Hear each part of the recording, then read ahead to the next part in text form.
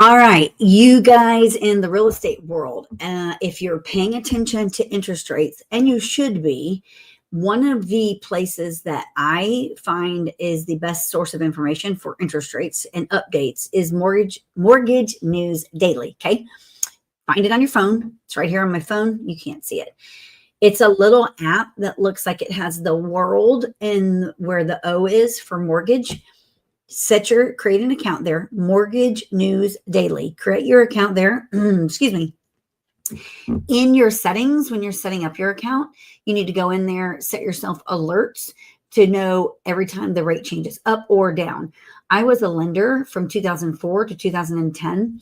During that time, interest rates, and that was before the mortgage industry crashed. So during 2004, 5, 6 into 7, interest rates were like 6 and a quarter, 7, 8, 9. We're anywhere from like 6 to 9%, right?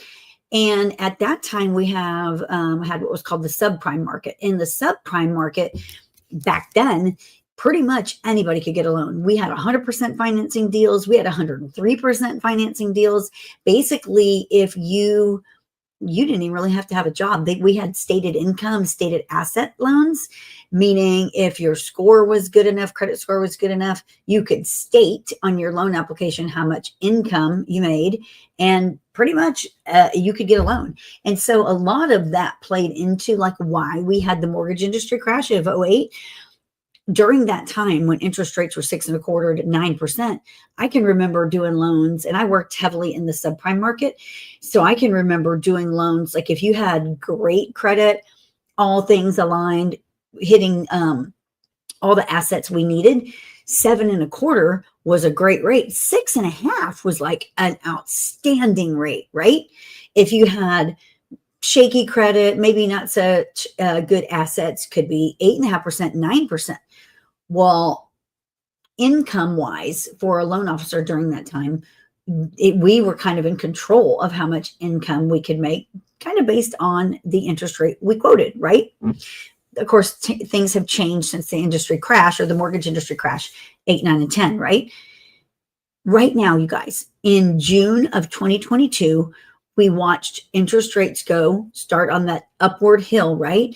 Where we had seen and gotten used to 2.5, 2.8, 3%, 3.4 interest rate for a freaking decade. Okay.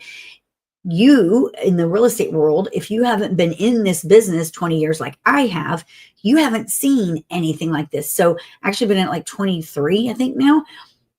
You haven't seen anything like what we've seen in the last 20 years, where we've saw interest rates at 6 to 9%, and then the mortgage industry crashed, right? And foreclosures were like everywhere, running rampant.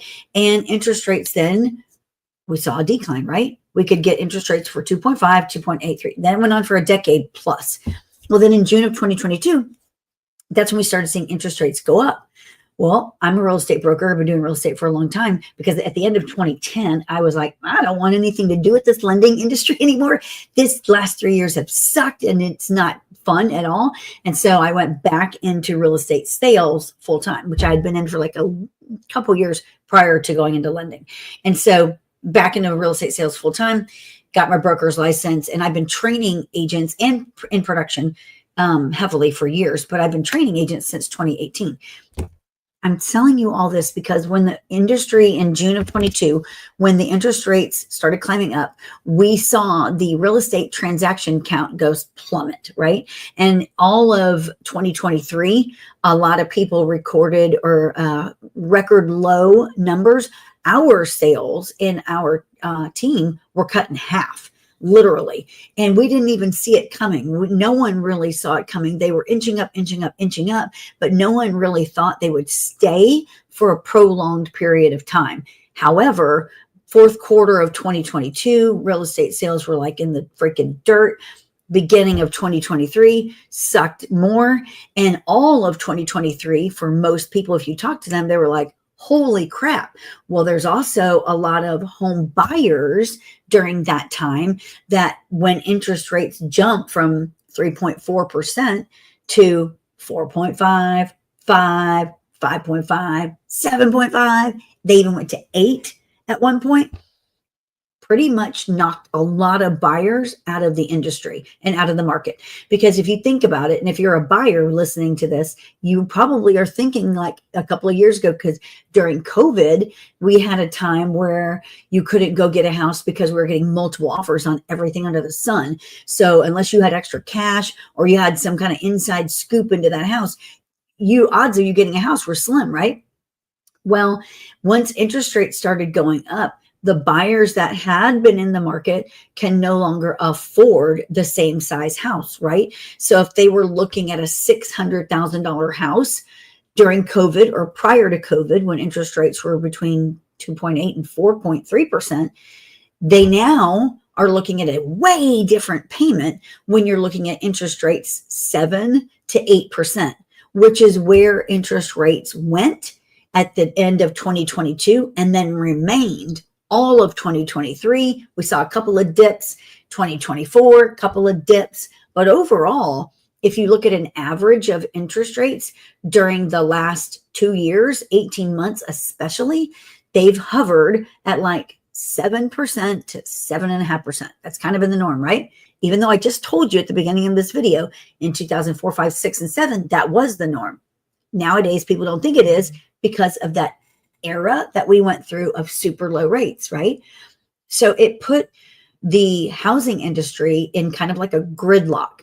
Buyers, not all buyers wanted to buy and pay that interest rate. They're like, I'm not paying that interest rate, or A, I can't afford that, or now I can only afford this size house and I don't want that. I'm just going to rent. Okay. So we saw a lot of that happening. But then sellers on the flip side were like, hold on a second. I hate my house, but I'm not going to go put it on the market because my interest rate's 3.2. And now you think I'm going to pay 7.2? No, I'm not going to sell my house and go buy a smaller house with a higher payment. I'm not going to do it. I get it, right? But remember, 85% of home sales happen for a reason: death, divorce, baby, job transfer, something like that, right? Well, those things are still happening. People are still getting divorced. People are still dying. Babies are still getting born. So those things are still happening. You're seeing, or we have seen in the last couple of years, more and more people get divorced but remain in the house as roommates for financial reasons. We've seen people living in houses with kids sharing rooms, people sharing rooms, extended family living in living rooms because they can't afford to go get a bigger house because of interest rates. All of that, y'all, is stuff that we went through and are still going through. There's a lot of people that are in a financial situation because of housing affordability, because not only did we see interest rates spike, but then homeowners insurance went out of control, is out of control, right? Homeowners insurance in Texas, which is where I am, Florida, and California are the 3 highest states in the nation for homeowners insurance premiums. And then, of course, we have property taxes here in Texas. So when you're looking at housing affordability as a home buyer, you're like, man, forget this. I'm just going to go rent. I can't afford all of this stuff and any kind of a repair. So for the last year or so, we've been preaching like, hey guys, you need to go look at new construction. New construction's the way to go. New construction, most new construction deals can offer you a better interest rate. You can get 3.9, 4.9. You can get under 5 in a lot of them. Your homeowner's insurance in the state of Texas anyway is going to be less expensive if you buy brand new construction, much less. Your property taxes, depending on your area, can possibly be a little bit less. And new construction has inventory, plenty of inventory. So you're going to be able to structure a really good deal. You're going to be able to buy a home, new construction, and have instant equity in a deal. I looked at a deal yesterday. We got an appraisal in on a deal that we're involved in. It's the deal got put together with a sales price of $625,000. The appraisal came in yesterday at $675,000. Okay. Think about that. That's $50,000 instant equity, just like that. They haven't even closed on the deal yet. They're going to close on it at the end of this month. So at the end of this month, that buyer is going to have minimum of $50,000 in instant equity in a brand new home. Where else can you find that? For some people, that's life-changing, and it should continue to go up if you buy right? Not only is that buyer going to have $50,000 in instant equity in that home? The homeowner's insurance on that one, because it's new construction, was like $3,400 for a year. Some of you might think that's freaking high. It's not. If you go look at, I think the square footage of this home is like 3,700. If you go look at a 3,700 square foot home, older home, you're probably looking at 4,800 in insurance, maybe even 5,000. Big difference, right? So housing affordability, y'all, it is more doable, A, number one right now, but B, new construction. If you look at Mortgage News Daily, interest rates came out yesterday with big notification like midday. Interest rates hit an all-time low from what we've seen in the last 10 months. Now, on my app today, it's showing an interest rate of about 6.5 on a 30-year conventional. It's showing somewhere between 6.1, 6.2 on an FHA and VA. ARMs are a great freaking deal right now. It's also showing like 6.1 on a 7-year ARM, which is insane. This is, of course, based on good credit and whatever guidelines you have to get with your lender, but this is like a baseline, right? You kind of go from there based on your credit, based on your income, based on your assets, because you do have to verify these things. I'm telling you that we see, according to data right now, because interest rates are where they are right now, which is at least a point lower than where they've been pretty much for the last 18 months. Mortgage loan applications are up. Sellers are more inclined to sell now, and buyers are more inclined to buy now, because the example I just gave you guys, a buyer with $50,000 minimum instant equity when they close August 29th, are things that you're not going to hear. You're not going to continue to hear this stuff if interest rates continue to do what they're doing and more buyers come onto the market. Because what happens when, like right now, if you look at a national level of listings, there are some areas that are still experiencing a seller's market. They don't have a lot of inventory. Most of those areas are in the east side, like not waterfront, some waterfront, but like the eastern part of the United States, right? If you look at the Smile State, which is the southern region, like California, Florida, Texas, right? The Smile State.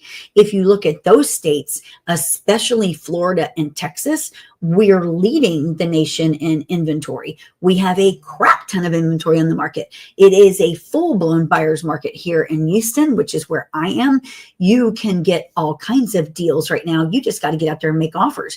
You're going to get out there and be able to look at maybe 10, 15 houses that are in your budget, that are something that you might like, versus what you looked at 4 years ago, 3 years ago, when you would go look at one house and 40 buyers were trying to buy one house. Okay. So there's a big difference there. However, when you look at an inventory level, like we're seeing right now in Texas, especially, we have double the amount of inventory that we had even a year ago, but especially during the COVID time.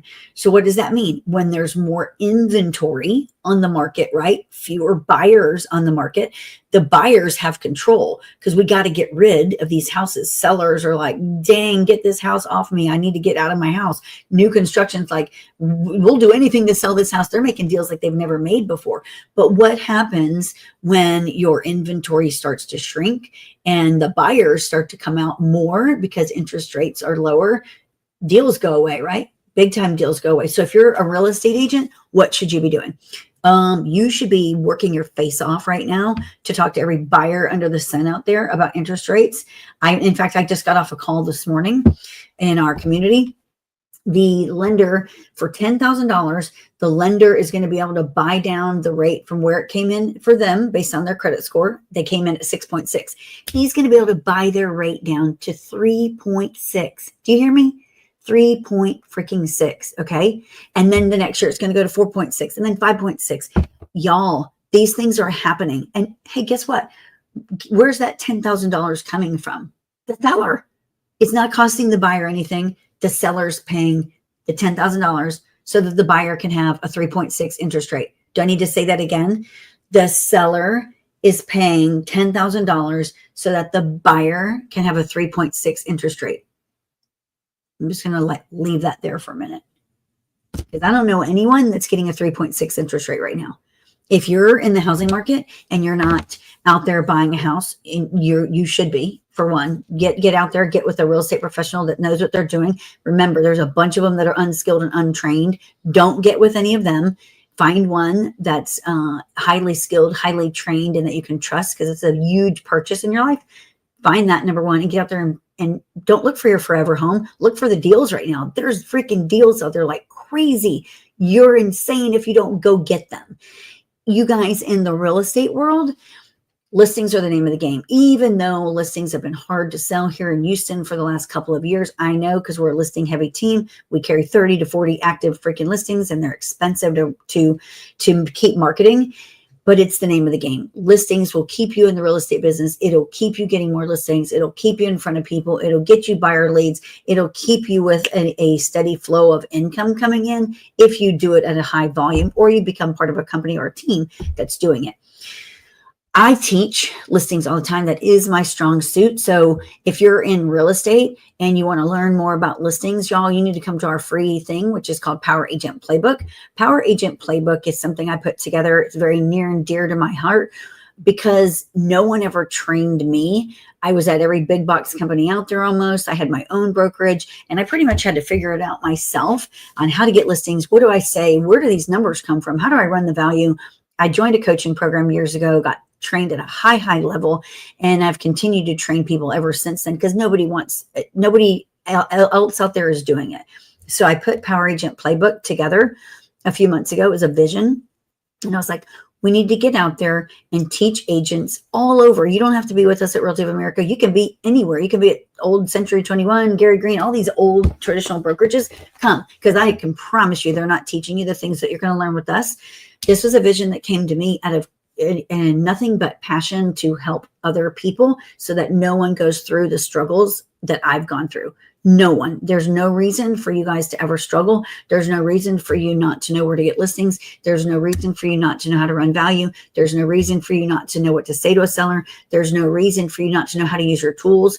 And so I decided I want to put this together. I'm going to put it on my calendar, and then I'm going to find people that I want to do this with me, because everybody's got a strength and everybody can teach their strength. And when you're good at something, it's very easy to teach it to others because you know it like the back of your hand. So Power Agent Playbook is a live in-person workshop for free from 11 a.m. to 1 p.m. every third Wednesday of the month in the Houston area. So far, we're going to have it around Texas once we knock out Houston, but it's such a high demand. And it's a time constraint on us, of course, because it's almost the whole day, but it's 11 a.m. to 1. It's a lunch included too, free to all agents and brokers, team leaders, whatever you are. You're going to learn about listings, where to find them for free. I'm going to show you. You're going to learn. I brought Paul in, who is the CEO of our company. He's going to teach artificial intelligence, which is his strength, one of his strengths. We have Amy Lampman in, who is known for flipping and working with investors. She's going to teach you how to do that for free, to find them, how to find them for free. And then we have Maggie Castilla in. Maggie, the daughter, as you guys know her, she's got her and her mom. So they're the Maggies, Maggie the mom and Maggie the daughter. But Maggie the daughter is part of our Power Agent Playbook. Maggie the daughter is teaching how to organize your database. Maggie and her team freaking slay homes like crazy, and they do it all through social media. So she's going to teach you about that. And then we've got Javier Tello as our guest speaker in on Power Agent Playbook, who is known also in our area, top producer for working deals in your database, how to find them basically from your phone for free. Again, 11 a.m. to 1 p.m. It's rotating around the city. So this next one that we've got coming up is next Wednesday, August 20th. It's in the Clear Lake area. So if you're in Clear Lake, downtown, Galveston, anything around there, it's just minutes from you guys. For the rest of you, drive to it. It's free. Why would you not? It's going to be the best 2 hours you're going to get for training. I can promise you that. You're going to leave there with deliverables. You're going to leave there knowing you could leave there that day and go get a listing or go find and talk to a potential seller the very next day. You're going to leave knowing how to set up your artificial intelligence and all things like that. We're going to give you 20 minutes on each session. So it's 11 a.m. to 1. We start on time, we end on time, and you'll eat afterwards. So please show up. If you want to register, which you must, of course, because space is limited and we need to know how many lunches to bring, go to thepoweragentplaybook.com. That's where you're going to learn about listings. It's not on Zoom. So if you guys are watching this and you're like, man, I want to watch that, it's not yet on Zoom because it really, we want to stay present with our audience that's in the room. We usually fill the room, and that is our goal, is to be present with the agents that are there. But will we take it to Zoom eventually? Maybe. We'll see. If you're here in Houston, though, go to thepoweragentplaybook.com to register for the event because it's next week. If you're not in our area and you can't come to thepoweragentplaybook.com, I am developing a morning community that I'm going to invite all agents to. Not yet, because I have too much travel on my schedule right now because there's conferences like crazy and I'm in growth mode right now. So I got to be at all these conferences. In fact, I'm going on a plane this afternoon.